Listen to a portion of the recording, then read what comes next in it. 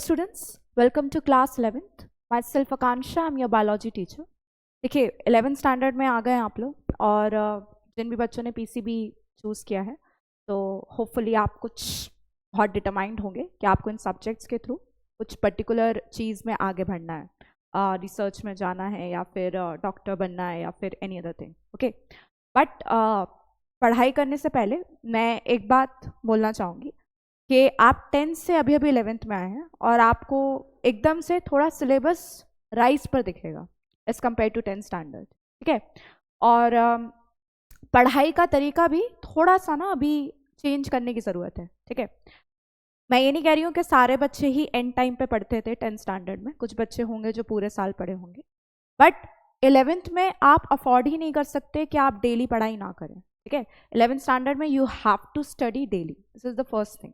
आप कोई भी क्लास शुरू करें या आप क्लास में एंटर किए तो आप सोच लीजिए आपने जो पढ़ा है आपको डेली पढ़ाई करनी है और सर्टेन फिक्स्ड आवर्स. ठीक है, यहाँ पर ये नहीं चलेगा कि आपने एक दिन छोड़ दिया, 2 दिन छोड़ दिया, फिर आप ऑलमोस्ट एग्जाम के एक दिन पहले पढ़ने बैठ रहे हैं. आपको कोई फायदा नहीं होने वाला उससे. ठीक है, और for those who are preparing for certain competitive exams, ये आपका गोल्डन टाइम है. 11th स्टैंडर्ड में प्रेशर रिलेटिवली लो होता है. ठीक है, as compare to 12th standard, और क्योंकि 12th में बोर्ड्स आ जाते हैं. ठीक है, तो 11th में बहुत जी लगा के पढ़ लीजिए, अच्छे से पढ़ लीजिए, क्योंकि यहाँ पर आपके पास समय है. और अगर आपने ये सोच लिया कि 11th तो ठीक है निकल जाएगा, 12th में है, तो आप आगे चल के काफ़ी परेशान होने वाले हैं. ठीक है, 11th में आते ही साथ इस माइंडसेट से आइए कि 11th में बहुत अच्छी तरीके से पढ़ाई करनी है विदाउट एनी प्रेशर. ठीक, सो आज हम लोग इंट्रोडक्शन एक चैप्टर का लेंगे, बहुत इंपॉर्टेंट चैप्टर है. कौन सा चैप्टर है वो? Biological classification. ठीक है, so we are going to deal with biological classification in today's class. ठीक है, तो सबसे पहले तो अगर हेडिंग हम देखें और हेडिंग को ही हम अंडरस्टैंड करने की कोशिश करें तो बायोलॉजिकल क्लासिफिकेशन की यहाँ पर बात चल रही है. ठीक है, अब बायोलॉजिकल तो आप समझ ही रहे होंगे, कुछ मतलब है लिविंग ऑर्गेनिज्म से. ठीक है, तो यहाँ पर आप किन की बात करना चाह रहे होंगे? यहाँ पर आप लिविंग ऑर्गेनिजम्स की बात करना चाह रहे होंगे. क्लासिफिकेशन क्या होता है? ग्रुपिंग करना ऑर्गेनिजम्स की. ठीक है, ऑर्गेनिजम्स की क्या करना है? ऑर्गेनिजम्स की ग्रुपिंग करना है. ठीक है, डिफरेंट ग्रुप्स में उनको बांट देना है. ठीक है, अब क्लासिफिकेशन जब भी आप करेंगे, एक सिंपल से क्लासिफिकेशन की मैं बात कर सकती हूँ कि फॉर एग्जाम्पल आपकी क्लास है.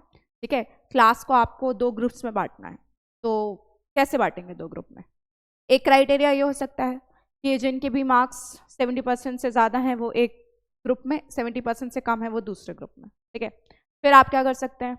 आप हाइट के बेसिस पे क्लासीफाई कर सकते हैं कि जिनकी भी हाइट से 5 फुट 2 इंच से ज़्यादा वो एक में, 5'2" से कम वो एक में. ठीक है, so there could be different criterias for grouping. ठीक है, वैसे ही दुनिया में जितने भी लिविंग ऑर्गेनिजम्स हैं, इस चैप्टर में हमारा अटेम्प्ट है कि हम उन्हें डिफरेंट ग्रुप्स में डिवाइड कर दें. ठीक है, कुछ क्राइटेरियाज लेके, कुछ सिमिलैरिटीज लेके, कुछ डिससिमिलैरिटीज लेके. ठीक है, तो हम यहाँ पे करना क्या चाह रहे हैं? हम ग्रुपिंग करना चाह रहे हैं लिविंग ऑर्गेनिजम्स. ठीक है, that's our criteria for this particular chapter.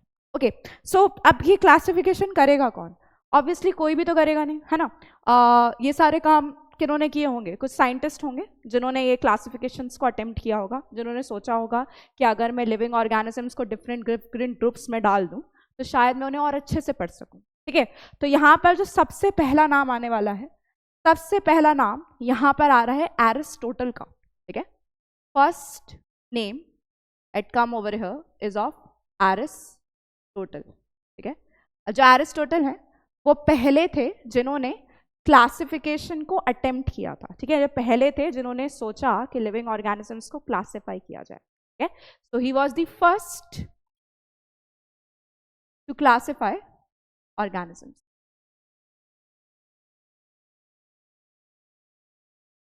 या रिकॉर्डेड डेटा इन्हीं का है हमारे पास. ठीक है, तो पहले वो इंसान जिन्होंने ऑर्गेनिजम्स को क्लासिफाई करने की कोशिश की थी, he was what? He was Aristotle. ठीक है, अब एरिस्टोटल ने ऑर्गेनिजम्स का क्लासिफिकेशन किया कैसे?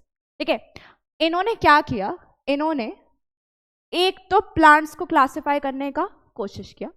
इन्होंने प्लांट्स को क्लासिफाई किया ग्रुप्स में. कौन से ग्रुप्स में किया? हर्ब्स में किया, श्रब्स में किया, और ट्रीज में किया, ठीक है। तो he classified plants into herbs, shrubs and trees, ठीक है। अच्छा, अब कैसे किया होगा ये क्लासिफिकेशन? हाइट के बेसिस पे किया होगा, ठीक है। छोटे हाइट के plants, herbs, shrubs, taller, trees more taller, ठीक है।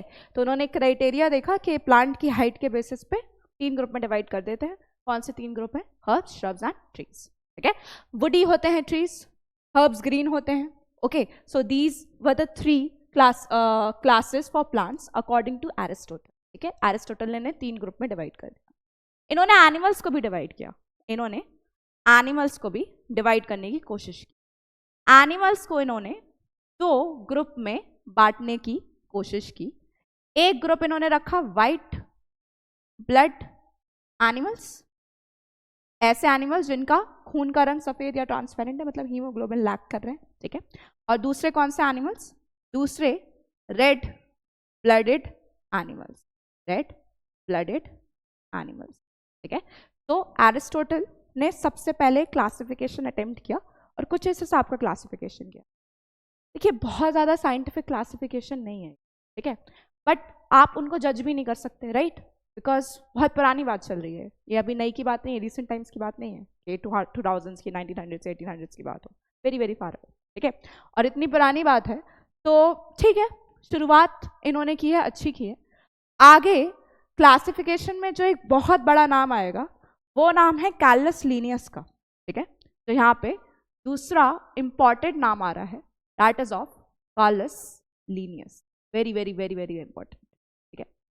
कैलस लीनियस ने एक सिस्टम ऑफ क्लासिफिकेशन दिया, जो सिस्टम ऑफ क्लासिफिकेशन लगभग 1 सेंचुरी तक चला, ठीक है, for almost 100 years।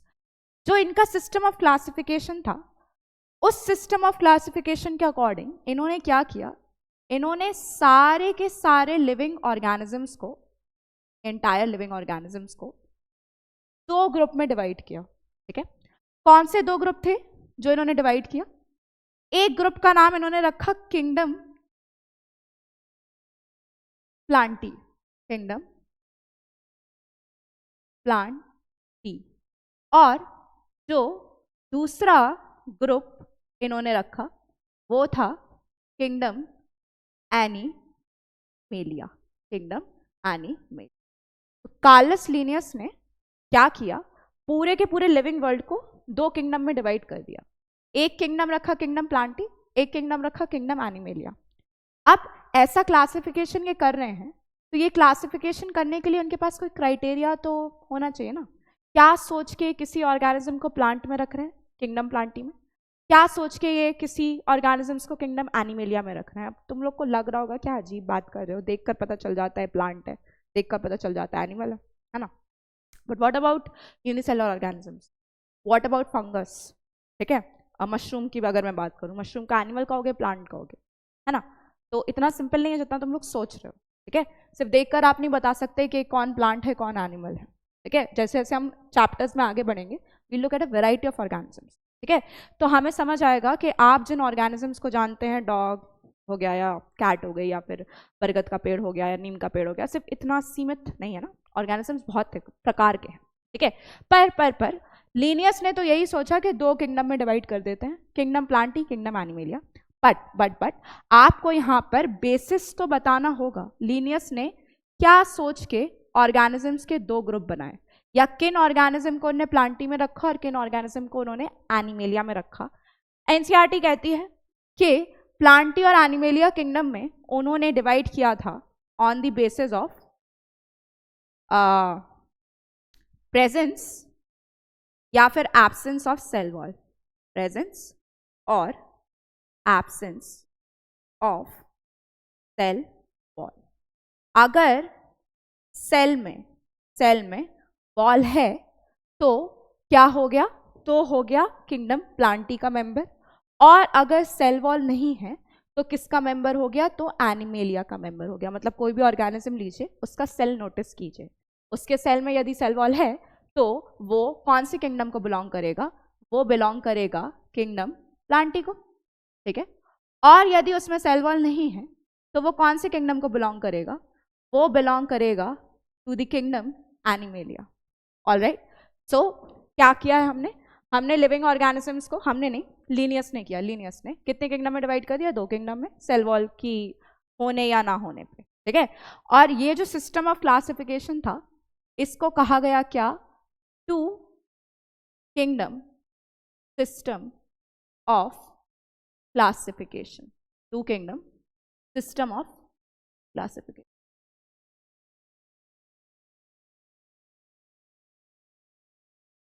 Okay, so Carolus Linnaeus is one of the most important names over here. Carolus Linnaeus ने 2 किंगडम सिस्टम ऑफ क्लासिफिकेशन दिया है, और ये जो 2 किंगडम सिस्टम ऑफ क्लासिफिकेशन है, ये ओवर अ सेंचुरी यूज किया गया था। पर क्या ये इतना अच्छा है जितना लंबा इसको बायोलॉजी के वर्ल्ड ने एक्सेप्ट किया था? नहीं, इसमें बहुत सारे ड्रॉबैक्स हैं, ठीक है। अगर जैसे जैसे जैसे जैसे हमें नॉलेज गेन करते गए बायोलॉजी की, तो हमें पता चल गया कि ये जो सिस्टम है कई जगह लैक कर रहा है, ठीक है। Something is wrong with this, okay. तो 2 किंगडम सिस्टम ऑफ क्लासिफिकेशन के बहुत सारे ड्रॉबैक्स हैं जो हमें देखने चाहिए, ठीक है। So we need to look at the drawbacks of this system, ठीक है।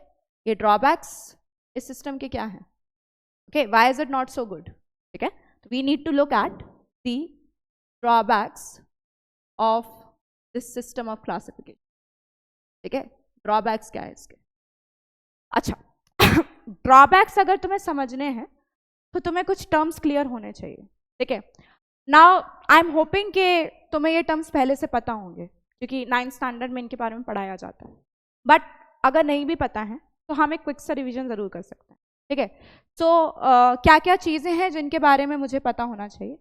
पहले तो मुझे क्लियर होना चाहिए कि प्रोकैरियोटिक सेल और यूकैरियोटिक सेल क्या होता है, ठीक है। I should know what is a prokaryotic cell, prokaryotic cell, and what is a eukaryotic cell. I should know, ठीक है। 9th में आप लोगों ने पढ़ा होगा, ठीक है। प्रोकैरियोटिक सेल और यूकैरियोटिक सेल के बारे में हम एक बार क्विकली इसको रिवाइज करते हैं, ठीक है। अब प्रोकैरियोटिक सेल और यूकैरियोटिक सेल क्या होता है? See, understand this. I have a cell over here, ठीक है, एक सेल है, ठीक है, और ये एक और सेल है यहाँ पे, ठीक है। ये वाला जो सेल है, इसके अंदर एक स्फेरिकल ऑर्गेनील मुझे दिख रहा है, ठीक है, स्फेरिकल ऑर्गेनील मुझे दिख रहा है, ठीक है। तो यहाँ 2 सेल्स हैं आपके पास। अब ये जो सेल है, इस सेल में अगर मैं देखूं तो यहाँ जेनेटिक मटेरियल यानी कि डीएनए प्रेजेंट है। जेनेटिक मटेरियल या फिर डीएनए यहाँ पर भी प्रेजेंट है, ठीक है। तो इस सेल में मुझे क्या क्या मिल रहा है? इस सेल में मुझे सेल मेम्ब्रेन मिल रही है, जैसे सेल मेम्ब्रेन ओवर है, ठीक है, सेल मेम्ब्रेन, ऑलराइट। इस सेल में फ्लूइड फिल्ड है। फ्लूइड को मैं क्या कह रही हूँ? फ्लूइड को मैं साइटोप्लाज्म कह रही हूँ, साइटोप्लाज्म। और साथ ही साथ मुझे यहाँ पर डीएनए भी मिल रहा है, ठीक है। क्या डीएनए इस वाले सेल में भी है? हाँ, इस सेल में भी डीएनए है, ठीक है, इस सेल में भी डीएनए प्रेजेंट है। क्या साइटोप्लाज्म इस सेल में है? हाँ, इस सेल में भी साइटोप्लाज्म है। क्या सेल मेम्ब्रेन भी इस सेल में है? हाँ, सेल मेम्ब्रेन भी इस सेल में है। तो यहाँ मैंने 2 सेल्स देखे, दोनों सेल में सेल मेम्ब्रेन है, दोनों सेल में डीएनए है, और दोनों सेल में साइटोप्लाज्म है। पर बात क्या है कि यहाँ जो जेनेटिक मटेरियल है, this is surrounded bye a membrane, ठीक है। यहाँ पर DNA is being surrounded by a membrane, यहाँ पर डीएनए किसी भी मेम्ब्रेन से सराउंडेड नहीं है, ठीक है। अब बात क्या हो रही है? ये जो स्ट्रक्चर है, स्ट्रक्चर को न्यूक्लियस कहते हैं। This is nucleus. Nucleus over here is well defined, क्योंकि DNA is surrounded by what? It's surrounded by membrane. पर क्योंकि यहाँ पर जो डीएनए है वो मेम्ब्रेन से सराउंडेड नहीं है, तो क्या यहाँ पर न्यूक्लियस वेल डिफाइंड है? यहाँ न्यूक्लियस वेल डिफाइंड नहीं है, क्योंकि यहाँ पर कोई भी मेम्ब्रेन प्रेजेंट नहीं, ठीक है। और ऐसा न्यूक्लियस जो वेल डिफाइंड ना हो, इस टाइप के न्यूक्लियस को आप क्या कहते हैं? इस टाइप के न्यूक्लियस को आप कहते हैं nucleoid. Call it what? You call it nucleoid. Nucleoid कहिए, या फिर इसे आप क्या कहिए, या फिर आप इसे प्रिमिटिव न्यूक्लियस कहिए, या इसका एक और नाम होता है जीनोफोर, ठीक है। तो प्रिमिटिव न्यूक्लियस, न्यूक्लियोइड बुलाइए, जीनोफोर बुलाइए। यहाँ पर न्यूक्लियस कैसा है, यहाँ पर न्यूक्लियस वेल डिफाइंड है। क्यों न्यूक्लियस वेल डिफाइंड है? यहाँ पे न्यूक्लियस यहाँ पर वेल डिफाइंड इसलिए है क्योंकि यहाँ पर न्यूक्लियर मेम्ब्रेन प्रेजेंट है। ठीक है, तो this structure is of a well defined nucleus. This is a well defined nucleus. ठीक है, तो हम क्या पढ़ रहे हैं? हम पढ़ रहे हैं बेटा प्रोकैरियोटिक एंड यूकैरियोटिक सेल्स। ठीक है, जो प्रोकैरियोटिक सेल है वहां पे न्यूक्लियोइड है which is not a well defined nucleus, और यहाँ पर आपको क्या मिल रहा है? यहाँ पर आपको वेल डिफाइंड न्यूक्लियस है क्योंकि यहाँ न्यूक्लियर मेम्ब्रेन प्रेजेंट है या न्यूक्लियर मेम्ब्रेन एब्सेंट। तो दो प्रकार के सेल हैं, prokaryotic cell, eukaryotic cell. Prokaryotic cell में you will find nucleoid, eukaryotic cell में you will find a well defined nucleus. नाम से हम समझ सकते हैं, पता है यहाँ पे प्रो क्या सिग्निफाई कर रहा है? प्रो का मतलब यहाँ पर है प्रिमिटिव। ठीक है, और कैरियोटिक वर्ड आ रहा है कैरियन से, और कैरियन का मतलब क्या होता है? कैरियन का मतलब होता है न्यूक्लियस। ठीक है, तो प्रोकैरियोटिक सेल कैसा सेल है? प्रोकैरियोटिक सेल प्रिमिटिव न्यूक्लियस वाला सेल है। Pro means primitive, karyon means nucleus. ठीक है, वहीं यहाँ पे यूकैरियोटिक सेल का भी मीनिंग हम समझ सकते हैं। यहाँ पर एक प्रीफिक्स आ रहा है बेटा जिसका नाम है EU, और हम लोग प्रोनाउंस करते हैं यू। ठीक है, अब ये जो यू है, यू का मतलब पता है क्या होता है? यू का मतलब होता है ट्रू। पूरे बायोलॉजी में कहीं पर भी प्रीफिक्स यूज कर लीजिए, उसका ऑटोमेटिकली मीनिंग ट्रू हो जाएगा। फॉर एग्जाम्पल मैं बोलूं यू बैक्टीरिया, तो यू बैक्टीरिया का मतलब क्या बनेगा? True bacteria. ठीक है, तो eukaryotic cell true, karyotic word तो कैरियन से आ रहा है, इसका मतलब क्या हो जाएगा? तो प्रोकैरियोटिक सेल प्रिमिटिव न्यूक्लियस वाला सेल है, यूकैरियोटिक सेल ट्रू न्यूक्लियस वाला सेल है। ट्रू न्यूक्लियस में न्यूक्लियर मेम्ब्रेन होनी चाहिए, और जो प्रिमिटिव न्यूक्लियस है वहां पर न्यूक्लियर मेम्ब्रेन नहीं। ठीक है, तो this is the classic difference between prokaryotic and eukaryotic cell. और भी डिफरेंसेस होते हैं, ठीक है, अभी के लिए उतने इंपॉर्टेंट नहीं है वो डिफरेंसेस, क्योंकि मैं अभी कुछ और बात करना चाह रही हूँ यहाँ पे। आगे मैं इसको और डिटेल में लेके जाऊंगी। ठीक है, फॉर एग्जाम्पल आपको याद होगा कि यहाँ पर membrane bound cell organelles present होते हैं, जैसे कि माइटोकॉन्ड्रिया प्रेजेंट होता है। ठीक है, और ER प्रेजेंट हो सकता है। ठीक है, तो you will find certain membrane bound organelles over here. यहाँ पर मेम्ब्रेन बाउंड ऑर्गेनेल्स नहीं मिलते हैं। ठीक है, और आगे हम इसे और डिटेल में इसका स्ट्रक्चर पढ़ेंगे। फिलहाल के लिए you should know what are prokaryotic and eukaryotic cell, just to recollect it. ठीक है, प्रोकैरियोटिक सेल ऐसा सेल जिसमें वेल डिफाइंड न्यूक्लियस नहीं है, यूकैरियोटिक सेल में वेल डिफाइंड न्यूक्लियस है। ठीक है, तो प्रोकैरियोटिक यूकैरियोटिक सेल का मीनिंग आप लोग को पता होना चाहिए अगर आपको ड्रॉबैक्स देखने हैं two kingdom system of classification. ठीक है, फिर कुछ और बातें हैं। For example unicellular multicellular organism क्या होता है? यूनिसेलुलर ऑर्गेनिज्म एक ऐसा ऑर्गेनिज्म होता है जिसमें सिर्फ सिंगल सेल हो, जैसे कि अमीबा। ठीक है, multicellular organism which is made up of multiple cells, जैसे कि हम लोग, जैसे कि प्लांट्स, जैसे कि फंगस। ठीक है, फिर एक और वर्ड है जिसका मीनिंग थोड़ा सा क्लियर होना चाहिए, टॉकिंग अबाउट सेल वॉल। ठीक है, अब आप लोग छोटी क्लासेस में पढ़े होंगे कि कोई एनिमल सेल में और प्लांट सेल में क्लासिक डिफरेंस क्या होता है। अगर हम एनिमल सेल की बात करते हैं तो हमें सिर्फ एक ही लेयर मिलती है जिसका नाम होता है सेल मेम्ब्रेन। ठीक है, क्या नाम होता है जिसका? Cell membrane. एक लेयर मिलती है जिसका नाम है cell membrane, it is the outermost layer. ठीक है, अगर वहीं मैं प्लांट सेल की बात करूं तो प्लांट सेल में सेल मेम्ब्रेन प्रेजेंट होती है, प्लांट सेल में सेल मेम्ब्रेन प्रेजेंट होती है, पर सेल मेम्ब्रेन के अलावा एक एडिशनल लेयर भी मिलती है। ठीक है, will find an additional layer जिसको आप क्या कहते हैं? जिसको आप सेल वॉल कहते हैं। ठीक है, तो कोई भी सेल है जिसमें सेल मेम्ब्रेन के अलावा एक एडिशनल लेयर प्रेजेंट हो, उसको आप सेल वॉल कहते हैं, the additional layer surrounding the cell membrane. अच्छा, अब तुम लोग ये पढ़े होगे एनिमल और प्लांट सेल के रिस्पेक्ट में। ठीक है, तुमने पढ़ा होगा एनिमल सेल और प्लांट सेल के रिस्पेक्ट में, पढ़ा होगा कि एनिमल सेल में सेल वॉल नहीं होती है और प्लांट सेल में सेल वॉल होती है। ठीक है, पढ़ा होगा। साथ ही साथ हो सकता है कुछ लोगों को ये भी याद हो कि ये जो सेल वॉल है ये किसकी बनी होती है? सेल वॉल बनी होती है सेल्यूलोज की। Cell wall is made up of cellulose, एक मटेरियल है सेल्यूलोज का मटेरियल, उस सेल्यूलोज के मटेरियल से सेल वॉल बनी होती है, ठीक है। तो this is the difference between animal cell and plant cell. Animal cell में सेल मेम्ब्रेन है, प्लांट सेल में भी सेल मेम्ब्रेन है, एडिशनली सेल वॉल और है। पर क्या ये सेल वॉल सिर्फ और सिर्फ प्लांट सेल में होती है या फिर और भी किसी सेल में हो सकती है? we'll see, ठीक है। फिलहाल के लिए ये बातें थोड़ी सी यहाँ पर क्लियर होनी चाहिए, और सेल वॉल का कॉम्पोजिशन थोड़ा सा याद रख लीजिएगा कि किसका सेल वॉल का कॉम्पोजिशन कैसा है, सेलुलोज से बना हुआ है, ठीक है। चलिए वापस चलते हैं। कहाँ वापस चलना है? यहाँ वापस आते हैं, कार्लस लिनियस पे वापस आते हैं।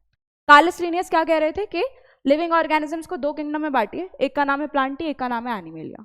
प्लांटी में उठा के वो सबको रख दीजिए जिसमें सेल वॉल है, एनिमल में उनको रखिए जिनमें सेल वॉल नहीं है। सिंपल, सेल वॉल मिल रही है, एडिशनल लेयर मिल रही है सेल में, तो प्लांट, और अगर नहीं हो तो एनिमल हो। बाकी कुछ बात ही नहीं कर रहे थे, फंगस क्या है, बैक्टीरिया क्या है, कुछ नहीं, ठीक है। लिनियस ने सिंपली कहा 2 किंगडम में बांटो। अब बात हुई कि इस किंगडम के ड्रॉबैक्स क्या हैं। ये जो क्लासिफिकेशन का सिस्टम है, इज इट गुड और is it not so good? तो लेट्स देखते हैं क्या क्या ड्रॉबैक्स हो सकते हैं। अब मैं कुछ कुछ पॉइंट्स यहाँ पर रखने वाली हूँ, ध्यान से उसको सुनिएगा, ठीक है। पहले तो मैं बात कर रही हूँ एक ऑर्गेनिज्म ग्रुप की जिनका नाम है बैक्टीरिया। क्या नाम है? बैक्टीरिया। अब ये जो बैक्टीरिया है बेटा, बैक्टीरिया में आपको एक बात बता दूं, बैक्टीरिया में सेल वॉल होती है, बैक्टीरिया में सेल वॉल होती है, ठीक है। और यदि बैक्टीरिया में सेल वॉल होती है तो लीनियस बैक्टीरिया को कहां पर रख देंगे? लीनियस बैक्टीरिया को उठा के रख देंगे किंगडम प्लांटी में। वो कहेंगे जिसमें भी सेल वॉल है उसे प्लांट मान लो, ठीक है। तो ठीक है, इन्होंने रख दिया बैक्टीरिया को, कहां रख दिया? प्लांटी में रख दिया, ठीक है। अब बात क्या हुई कि आगे जब आप देखें तो जो बैक्टीरिया है ना वो प्रोकैरियोटिक होता है, मतलब उसका सेल प्रोकैरियोटिक सेल होता है।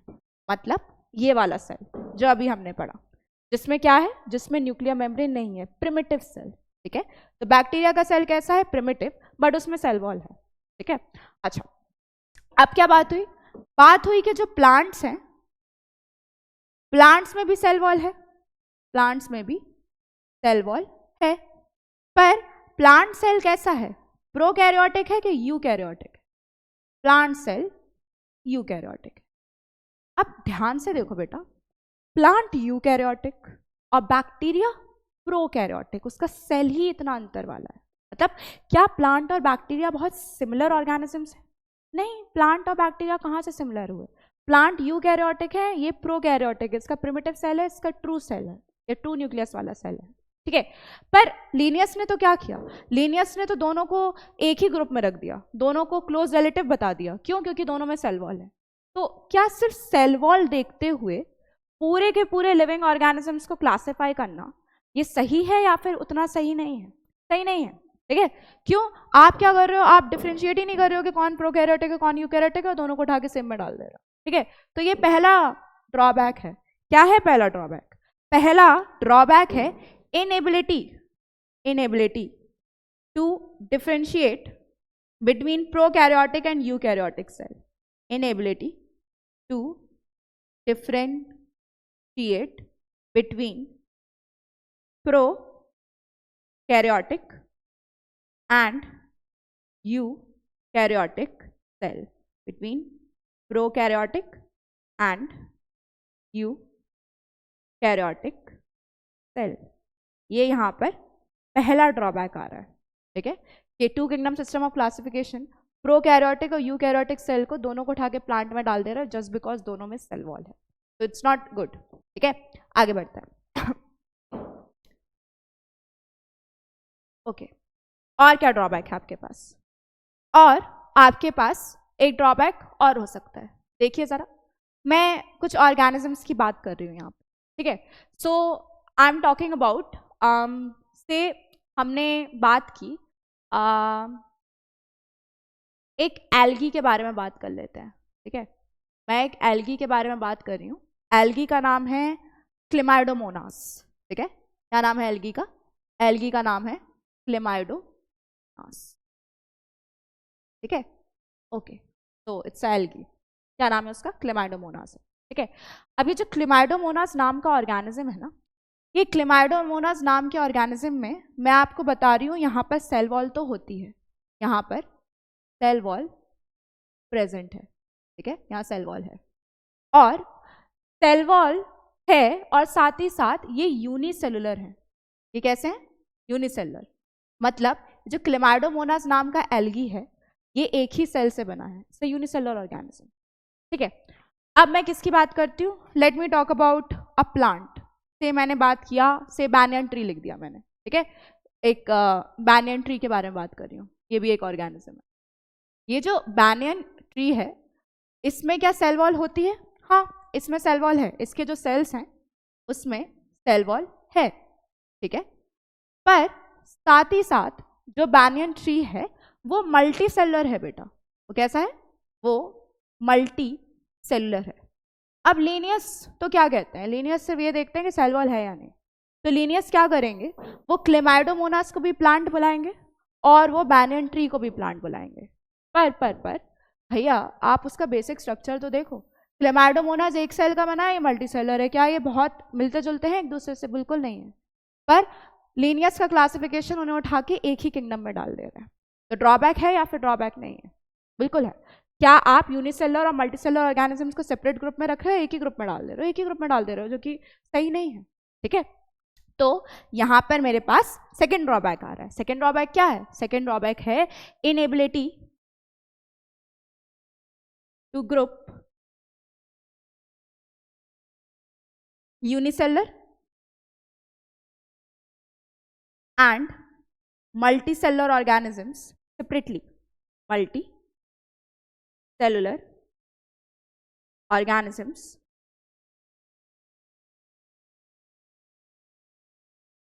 separately, ठीक है। तो ये ड्रॉबैक हुआ, किनका ड्रॉबैक हुआ, लीनियस के सिस्टम ऑफ क्लासिफिकेशन। चलिए और बात करते हैं, और ड्रॉबैक्स देखते हैं, ठीक है। तो मैंने कहा मेरे पास एक फंगस है, ठीक है, फंगस है या फंगस का ग्रुप है, फंगस कोई सिंगल ऑर्गेनिज्म नहीं है, ग्रुप ऑफ ऑर्गेनिज्म है।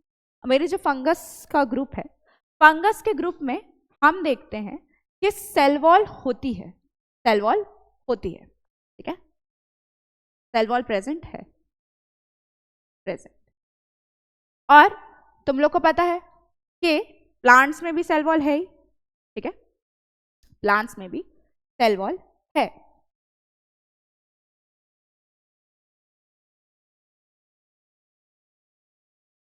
ठीक है।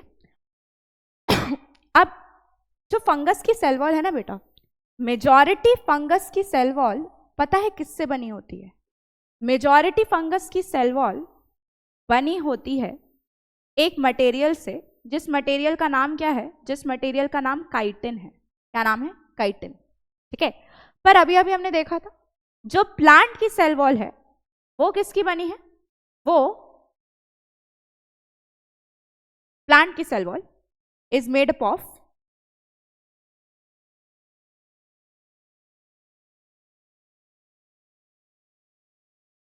सेलुलोज,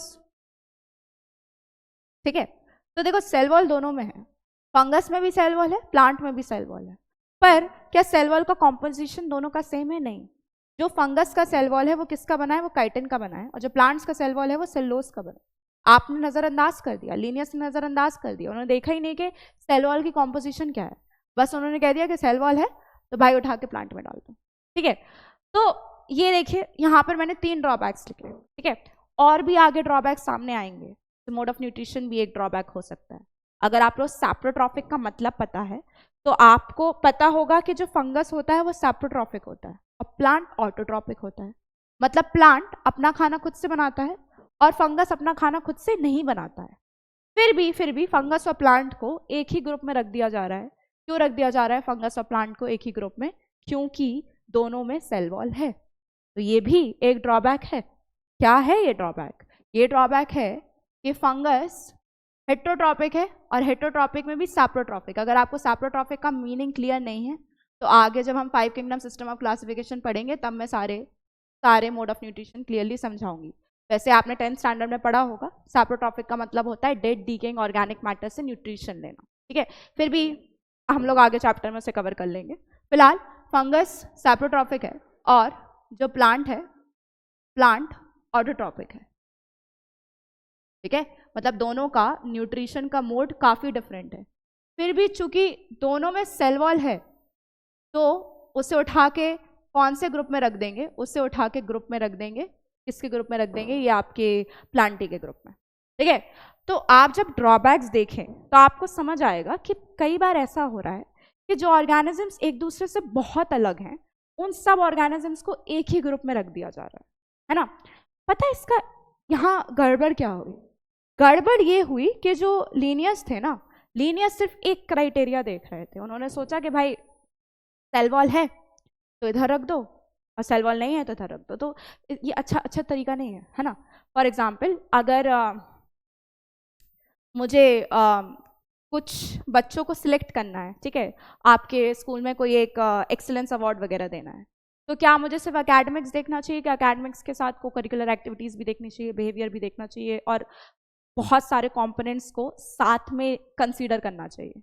मुझे लगता है जब मैं सारे कंपोनेंट्स को कंसीडर करूंगी तब मैं एक बेहतर विजेता को चुन पाऊंगी, है ना। मैं सिर्फ ये देख लूँ कि सिर्फ स्पोर्ट्स में जो अच्छा है उसको दे दो, ठीक नहीं है ना।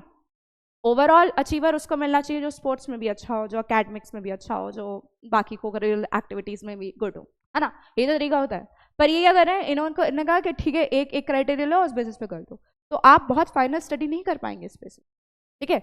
इसलिए two kingdom system of classification का बहुत बेहतर रिजल्ट नहीं निकले। बाद में पता चला कि वहाँ पर काफ़ी सारे ड्रॉबैक्स हैं, ठीक है, जो कि आप यहाँ पे देख ही सकते हैं, ठीक है। तो ओके, तो these are the drawbacks of two kingdom system of classification.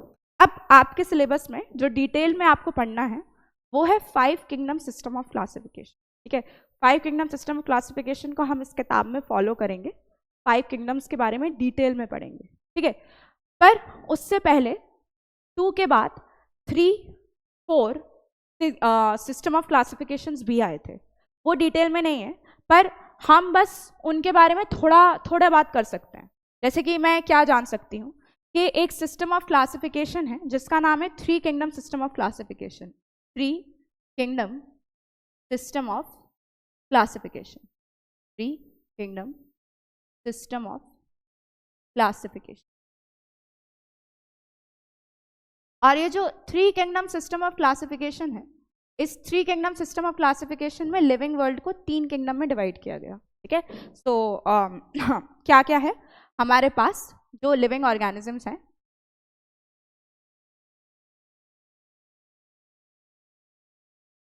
Living organisms को हम डिवाइड कर रहे हैं, कितने किंगडम्स में डिवाइड कर रहे हैं? हम इसको डिवाइड कर रहे हैं इनटू 3 किंगडम्स, ठीक है। कौन कौन से 3 किंगडम हैं जिसमें हम लिविंग ऑर्गेनिजम्स को डिवाइड कर रहे हैं? एक किंगडम का नाम है मोनेरा, एक किंगडम का नाम है प्लांटी और एक किंगडम का नाम है एनिमेलिया, एनिमेलिया, ठीक है। तो क्या किया गया, लिविंग ऑर्गेनिजम्स को 3 किंगडम में डिवाइड कर दिया according to 3 kingdom system of classification. हुआ क्या, प्लांटी और एनिमेलिया थे, एक किंगडम और ला दिया जिसका नाम था मोनेरा। मोनेरा में क्या किया, जितने भी प्रोकैरियोटिक ऑर्गेनिजम्स थे ना, मतलब ऐसे ऑर्गेनिजम्स जिनमें प्रोकैरियोटिक सेल मिले, प्रिमिटिव सेल मिले, उसको उठा के मोनेरा में डाल दिया, ठीक है। तो 3 किंगडम सिस्टम ऑफ क्लासिफिकेशन में जो प्रोकैरियोटिक ऑर्गेनिजम्स थे उनको उठा के मोनेरा किंगडम में रख दिया, ठीक है। 3 किंगडम सिस्टम ऑफ क्लासिफिकेशन किसने प्रपोज किया था? 2 kingdom system of classification Carolus Linnaeus ने दिया था। 3 kingdom system of classification was proposed by Ernst Haeckel, ठीक है। अर्नस्ट हैकेल थे जिन्होंने कौन सा सिस्टम ऑफ क्लासिफिकेशन दिया था? अर्नस्ट हैकेल ने दिया था 3 किंगडम सिस्टम ऑफ क्लासिफिकेशन, जिसमें लिविंग वर्ल्ड को मोनेरा, प्लांटी और एनिमेलिया में डिवाइड किया। मोनेरा में सारे प्रोकैरियोटिक ऑर्गेनिजम्स को जगह मिल गई, ठीक है। ओके, 3 किंगडम के बाद क्या आया था? 3 किंगडम के बाद आया था 4 किंगडम सिस्टम ऑफ क्लासिफिकेशन, ठीक है। 4 kingdom system of classification, 4 kingdom system of classification.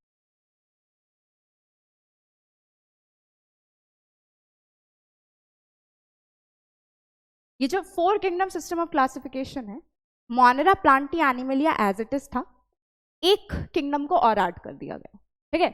Okay, so 4 kingdom system of classification में जो पूरा लिविंग वर्ल्ड था उसको कितने किंगडम्स में डिवाइड करना है, हमें 4 किंगडम्स में डिवाइड करना है, ठीक है। तो एनिमलिया पहले से था 3 किंगडम में, ठीक है। प्लांटी भी पहले से था 3 किंगडम में, मोनेरा भी ऐड हुआ था 3 किंगडम में। तो कौन सा नया किंगडम है जो यहाँ पर ऐड किया गया? नया किंगडम जो यहाँ पर ऐड किया गया वो था प्रोटिस्टा। प्रोटिस्टा। अब हुआ क्या, मोनेरा में आपने कैसे ऑर्गेनिजम्स रखे थे? मोनेरा में आपने रखे थे सारे के सारे प्रोकैरियोटिक ऑर्गेनिजम्स, जिनमें प्रोकैरियोटिक सेल हो, न्यूक्लियर मेम्ब्रेन ना हो, उसको मोनेरा में रखा। बाकी प्रोटिस्टा, प्लांटी, एनिमलिया में कैसा था? बाकी प्रोटिस्टा, प्लांटी, एनिमलिया तीनों के तीनों यूकैरियोटिक थे। पर प्रोटिस्टा में कैसे ऑर्गेनिजम्स होंगे? प्रोटिस्टा में यूनी सेलुलर ऑर्गेनिजम्स होंगे, मतलब ऐसे ऑर्गेनिज्म जिनमें सिर्फ एक सेल, ठीक है। अच्छा, ओके, क्लेमाइडोमोनास को यहाँ पे जगह मिलेगी। Alright, so this was 4 kingdom system of classification. इसका ज्यादा डिटेल हमें जाना नहीं है, ठीक है, बस हमें पता होना चाहिए।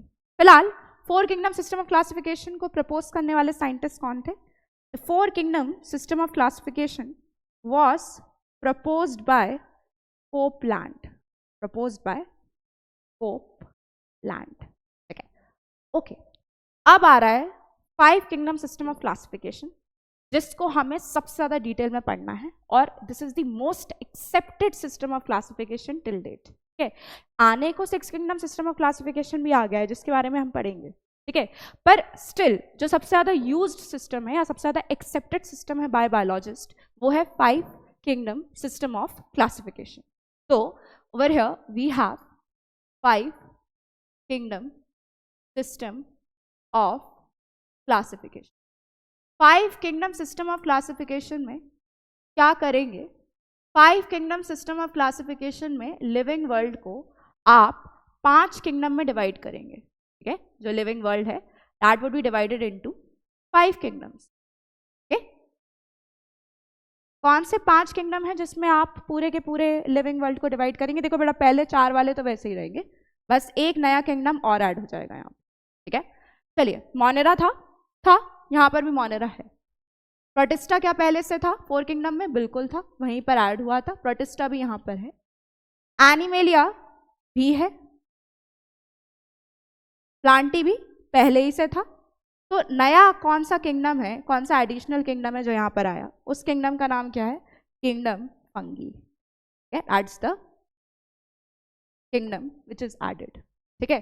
5 किंगडम सिस्टम ऑफ क्लासिफिकेशन में 5 किंगडम्स में लिविंग वर्ल्ड को डिवाइड कर रहे हो, मोनेरा, प्रोटिस्टा, फंगी, प्लांटी, एनिमली, ठीक है। वो प्रपोज दिस सिस्टम, ठीक है। ये जो सिस्टम था, the system was proposed by scientist है, साइंटिस्ट का नाम है R.H. विटिकर, R.H. विटिकर। और R.H. विटिकर ने ये सिस्टम प्रपोज किया था in the year 1969, in year 1969। जो भी डेट्स एनसीईआरटी में मेंशन्ड है वो सारी डेट्स आपको याद करनी होंगी, ठीक है।